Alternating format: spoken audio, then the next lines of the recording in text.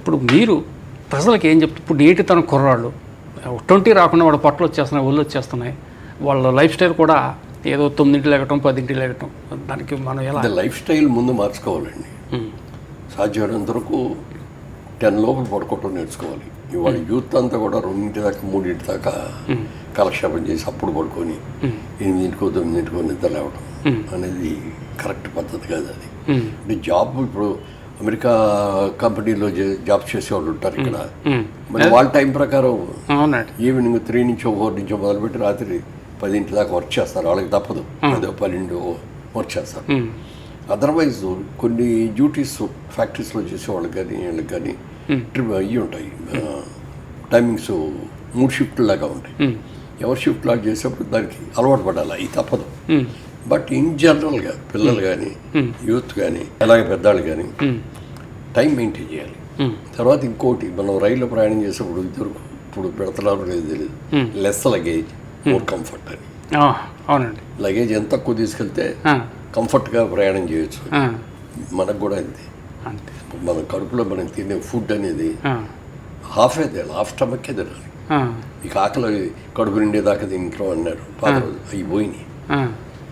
అందుకని less luggage more comfort. తక్కువ తింటాం, దానికి తగ్గట్టుగా వ్యాయామం చేయటం. నడుస్తారా, జాగింగ్ చేస్తారా, స్విమ్మింగ్ చేస్తారా, ఏదంటే అది మీకు ఏది నచ్చితే అది. జిమ్కి వెళ్తారా? అలాగే నేను కూడా ఈవినింగ్ 1 అవర్ జిమ్కి వెళ్తాను.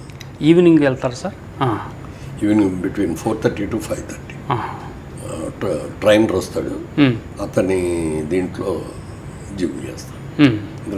మనంతటి మనం చేసేవాళ్ళండి, తప్పు పొరపాటు జరిగిందంటే కళ్ళలో ఎండ్రాలు పట్టేయటం ఇంకోటి ఏదో జరుగుతుంది.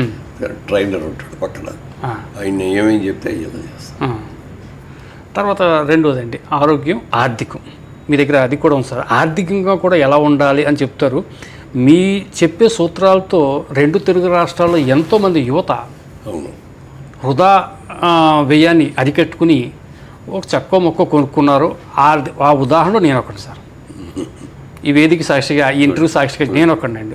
నేను ఒకప్పుడు అలాగే అంటే గత్తర ఏం కాదు కానండి, ఏదో ఒకటికి పోయి మీ ఈనాడులో మీ ఇంటర్వ్యూ చూసిన తర్వాత మా అమ్మ చూసి చెప్పిన తర్వాత నేను ఇన్స్పైర్ అయ్యి ఆ 2003 నుంచి అది ఆ పొదుపు స్థితే ఈరోజు ఓకే, ఏ పెద్ద ఏ కాదు కానీ పర్వాలేదు, నా పిల్లలకి నాకు అలాగే ఉండదు. చాలా ఇప్పుడు నేను 100 రూపాయలతో జీతంతో స్టార్ట్ చేశాను నా లైఫ్. ఒక కంపెనీలో వర్కింగ్ పార్ట్నర్గా చేరాను. 100 రూపాయల జీతం, 15 పైసలు లాభాల్లో వాటా ఇస్తూ ఉన్నారు. ఆ కంపెనీలో చేయని ఇది అయ్యాను. ఆ రోజుల్లో ఆ 100 రూపాయల్లో కూడా 10 రూపాయలు 15 రూపాయలు సేవ్ చేసుకునేవాడు ఎవరి మంత్. మరి ఎప్పుడు ఏ అవసరం వస్తుందో తెలియదు కదా. ఈ పెళ్ళి అయిన తర్వాత జీతం పెరిగింది, కొంచెం బిజినెస్ పెరిగింది, వచ్చినప్పుడు అప్పుడు కూడా అంతే. ఏది 1 రూపాయి కూడా అనవసర ఖర్చు అనేది చేయను, వృధా ఖర్చు అనేది ఉండదు. పార్టీలు లేకపోతే ఎక్కడికో వెళ్ళటాలు, డ్రింకులు ఇట్లాంటి అసలు అలవాటు. అందుకని మన జాగ్రత్తలు మనం ఉండి మన వ్యాయామాలు అవన్నీ మనం ఏం చేస్తాం అవన్నీ కూడా చేసి, వ్యాయామం లేకుండా ఏదో ఒకటి ఉండాలి. లేకపోతే ఏమవుతుందంటే ఇప్పుడు కూడా ఇంత చేసినా నాకు కూడా కొంచెం పొట్ట ఉంటుంది కొద్దిగా, అది తగ్గట్లే, ఎంత కరిగిస్తుంటా. ఇంకా ఎక్కువ చేస్తేనే మా వాళ్ళందరూ కూడా పెడతారు ఎక్కువ చేయొద్దని. ఒక టైంలో 20,000 మినిమం స్టెప్స్ నడిచేవాడిని.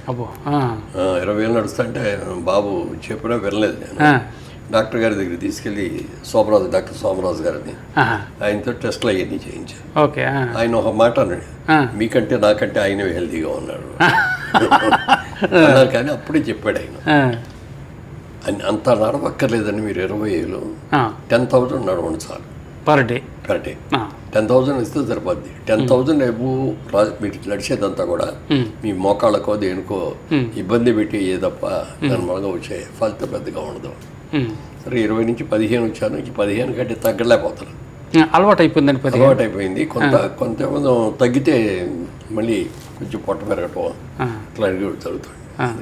సార్ నాన్ వెజ్లో మీరు ఇష్టంగా ఏం తింటారు? ఫిషా, మటనా?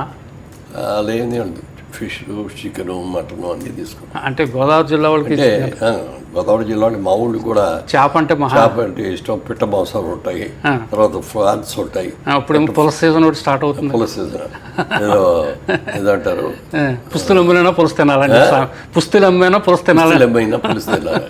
నిన్న పేపర్లు ఈనాడు పేపర్లు కూడా వచ్చేది, ఒక అమ్మాయి ఇట్లా తులసి పట్టుకొని పులస చేప పట్టుకొని. అవునండి, అంటే అది ఎప్పుడూ రాదు. అది అవునండి, వర్షాలు వచ్చి గోదావరి కృష్ణానదో వచ్చేటప్పుడు ప్రవహించేటప్పుడు సముద్రం నుంచి ఎదురు వస్తాయి, ఆ సందర్భంలో వస్తాయి. అది అంటారు కదా, నాకు అలాంటి సెంటిమెంట్స్ ఏమన్నా. ఫ్రాన్స్ మాత్రం నాకు ఓ టైం వచ్చిన కాడికి ఎలర్జీ వచ్చేసింది. ఓకే, పొరపాటున దాన్ని ముట్టుకుంటే కూడా వచ్చేస్తుంది, తెల్లది అంత తేడా వస్తుంది. అందుకని నేను ఫ్రాన్ అనేది ముట్టుకుని, ఫ్రాన్ కానీ ఇప్పుడు పీతలు ఉంటాయి కదా, షెల్ ఉన్న పీతలు కదా, అట్లాంటివి ఏమి తీసుకున్నాను. ఫిష్ అయితే మొత్తం ఈ కానీ చికెన్ చికెన్ తింటారండి. స్వీట్ సార్, స్వీట్ అసలు అలవాటు ఉందండి మీకు? ఒరిజినల్గా చెప్పాలంటే మంచి స్వీట్ అంటే చాలా ఇష్టం. కానీ ఇప్పుడు స్వీట్ బాగా మన గోదావరి జిల్లాలో ఒక అలవాటు ఉంది సార్, మజ్జిగన్నంలో కాజా నుంచుకుని లేకపోతే బెల్లం ముక్క నుంచుకుని తినేవారు. మా నాన్నగారు అయితే బెల్లం లేకపోతే మజ్జిగన్నం వేసుకునేవాడు కాదు. అది మంచిది కూడా, బెల్లం ముక్క ఒకటి తినటం అనేది మంచిది అంటారా? ఆఖరిలో తినటం అనేది ఎక్కువ తినకూడదు. చెన్నై నేను తింటాను, తాటి బెల్లం తెప్పించుకునేది. అదే అది మంచిది, తాటి బెల్లం ఇంకా మంచిది, మామూలు బెల్లం కంటే కూడా తాటి బెల్లం ఇంకా మంచిది. ఆ పాలకొల సైడ్ ఒరిజినల్ దొరుకుతుందండి, వాళ్ళు తయారు చేసి అమ్ముతారండి అక్కడే. ఈ మధ్యన ప్యాకింగ్ లో కూడా చిన్న చిన్నవి వస్తున్నాయి, మొక్కలు కింద కట్ చేసి ఇస్తున్నారండి. కట్ చేసి ఇచ్చేవి కొన్ని ఇట్లా ఇవి ఉండి అందులో కరిగించి పోసేటప్పుడే అట్లా పోస్తున్నారు, పోసి టిల్స్ లాగా ఇస్తాను బాగా. అలాంటిది రోజు ఒకటి కానీ 2 కానీ తినొచ్చండి. అనేది పంచదార కంటే చాలా బెటర్. హలో, తెలుగు రాజ్యం ఛానల్ చూస్తున్నారా? సామాజిక రాజకీయ జీవన చిత్రణే తెలుగు రాజ్యం. అతిశయోక్తులు అసత్యాలు ఉండవు.